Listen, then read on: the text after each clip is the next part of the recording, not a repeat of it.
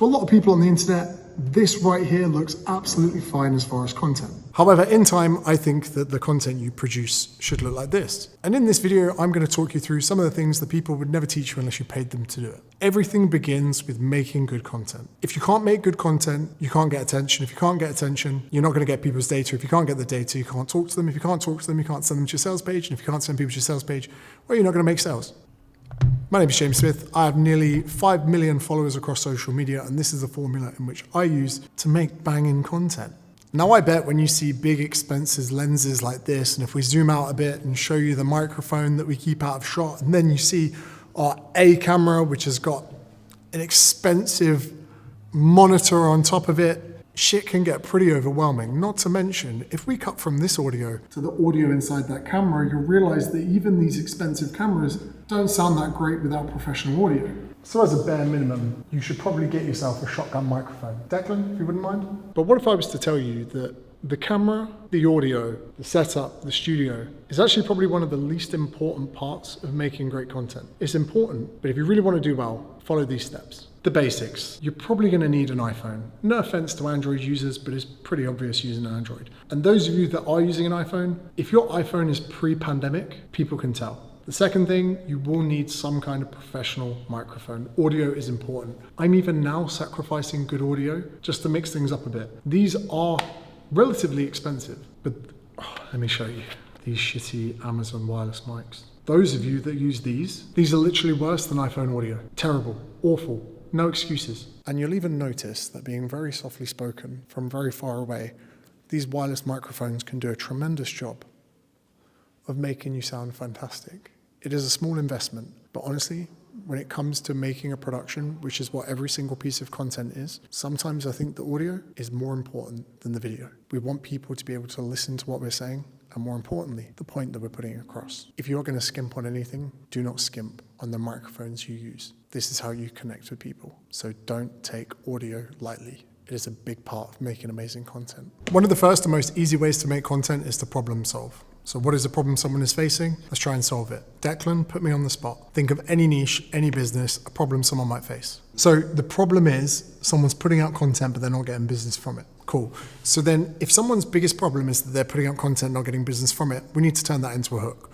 We could just say, if you're someone who's putting out content, but you're not getting business from it, there are better ways to make this hook. So you're someone who puts out content and doesn't get business from it. Let's think about hooks we can have with this. If you're someone who is consistently, because then we can flatter them a little bit, putting out great content, but somehow at the end of the day, you're not getting new clients from it, then we can insert solution. Then we might make another one. How can we reframe this? What if I was to tell you that great content isn't enough on its own to bring in new business? So I now look at these two and I could probably agree, you might as well, that the second one could be a little bit better. Or how about another one? Imagine a world where you post great content in the evening and wake up with clients and inquiries in the morning. Let's maybe look for a question hook, which is posing a question to someone. Is it possible to post content that on its own could bring us in new clients as we sleep? Let's even look for another one. What type of content do you need to post to get new clients? Let's keep going. Statement hook. You're posting the wrong type of content to get new clients. So now I'm creating different types of hooks, different things, and I'm looking at them and thinking which one would emotionally charge me the most to take action. I quite like the statement hook. You're posting the wrong type of content to get new clients because this actually intertwines with the very point of the video we're making. You're posting the wrong type of content to get new clients. Instead, you should focus on point. Probably deliver 3 different points. You should focus on problem solving, showing, not telling, using clever analogies to make the point.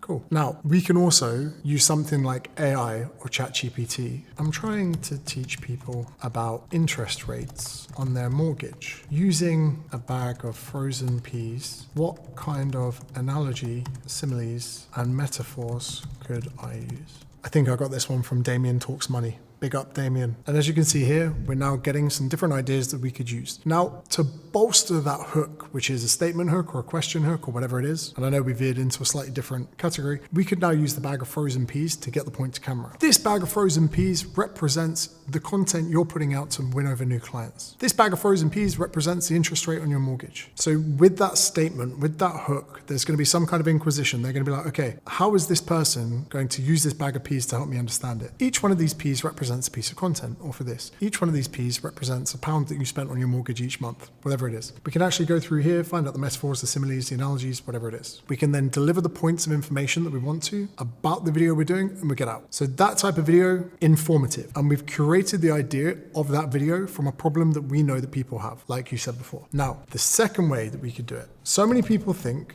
that they can reinvent the wheel and create new types of content. Even Mr. Beast isn't coming up with original content. Ryan Trahan and Mr. Beast have copied videos from other people in the past. One of the best things we can do is look to what is already working. We can look for trends, we can look for themes. In the world of YouTube, there's even a website here called 1 of 10 where you can put in your competitors and it'll tell you which one of their videos is performing the best. Another thing we can do is Ed Lawrence. Are you spending a crazy amount of time trying to grow a YouTube channel? I actually am, Ed. We can use vidIQ's plugin here, and we can even see which one of Ed's videos are trending right now. The reason that this is great is we can see what his viewers are interested in right now. Now, some of these videos are relatively new, but some of them are quite old. This video here from 9 months ago is still doing the rounds, so we can look at patterns. And I'll be honest, 21 days ago, Ed used a video and it said, I studied 1,000 YouTubers, here's why they can't make money. I saw that Ed's video was performing really well. So I made a video saying I studied 1,000 businesses, and 6 hours later, Ed made another video saying he studied 1,000 YouTubers. At the same time that I was copying Ed's outlier title that outperformed, Ed was copying his own video outlier title that performed well before. Unagi. We can also then use Instagram and short form content platforms to look for hooks and trends that we might think would be good for our business. What do you do about it? The sad truth is that sebum. So this video here, performing really well. I like that the first thing used is the sad truth is. So then we might not want to talk about bodybuilding, but we could go back to our ideation. We could go statement hook, the sad truth is. Now, this might seem kind of this might seem like a pretty boring title, but we can make so much out of this. The sad truth is that most newbie gains occur before 30. The sad truth is most fitness businesses don't survive their second year. The sad truth is that you should buy my short form content mastery course, link in description. And you could create so many videos where this just starts with this. Now, a good example of this, you can tell I didn't plan this video. There is a YouTube channel called Jimmy the Giant. We're talking about this before. Now, when we get onto Jimmy the Giant, he has discovered buckets. And what I mean by this is, if we look at his trending videos here, actually, let's go to the most popular. Britain's most hated subculture. Russia's most hated subculture.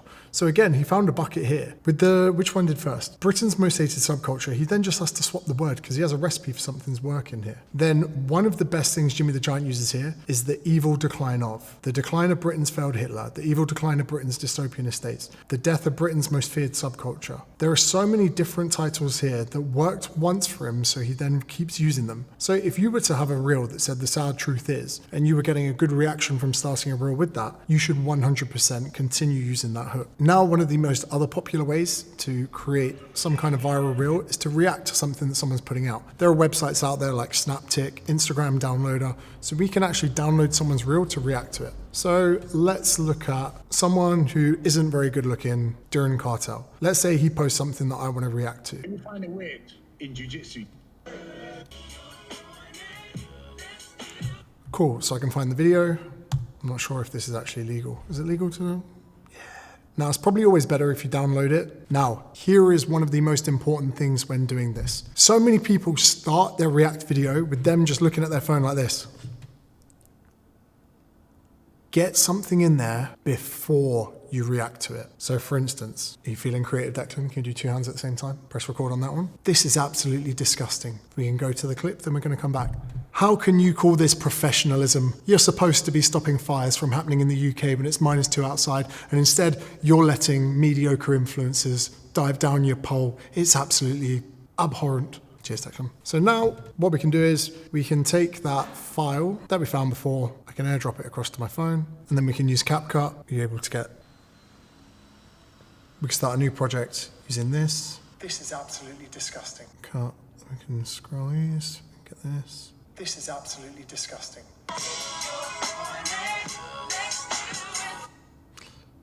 Split. Delete.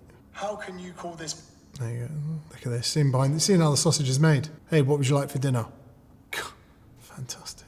We're going to cut the gaps. You're supposed to be stopping fires from happening in the UK when it's -2 outside, and instead you're letting mediocre influencers dive down your pole. It's absolutely abhorrent. Cool, we can cut that, we can stop that. Make sure you delete the watermark off the end. We're going to go back to the beginning. We're going to go text. We're going to go auto subtitles. Subtitles are important. Make them a little bit smaller, bring them up close to the eye line, and we can go through them. We can make sure there are any changes that need to be made. Then we can export. That's very simply. I know that so many of the things we're saying there don't really make sense, but that should be the process of creating content. There are going to be several buckets of content that you do. Problem solving, create a good hook, have a good payoff. We can react to people's stuff that we agree with, that we disagree with. We can download their videos, we can credit them. We can look at outliers from other people within our niche, whether on YouTube, other places. We can go to creators and see what's trending within theirs. Now, we should not go into someone's transcript and steal every word for word, but we can take very good amounts of inspiration from title and thumbnails. And if you really do go too close to the flame, just credit people for what you're doing and say, look, I saw this amazing video, for that reason I'm going to do it. The majority of my best ideas and my best videos have been inspired by other things. There is no such thing as original in this game, because whoever you're copying from probably copied from someone else. The thing is, you must put your own twist on it. When we look at Batman, the most recent Batman, the one with that fella from Twilight in, was the same one that had Christian Bale in, which was the same one that had George Clooney in. Batman's been done like 5 times, but each director puts their own twist on it. That is what you can do with your content. But this is the final and biggest lesson for any of you that want to dominate in this game. I've said it before, I'll say it again.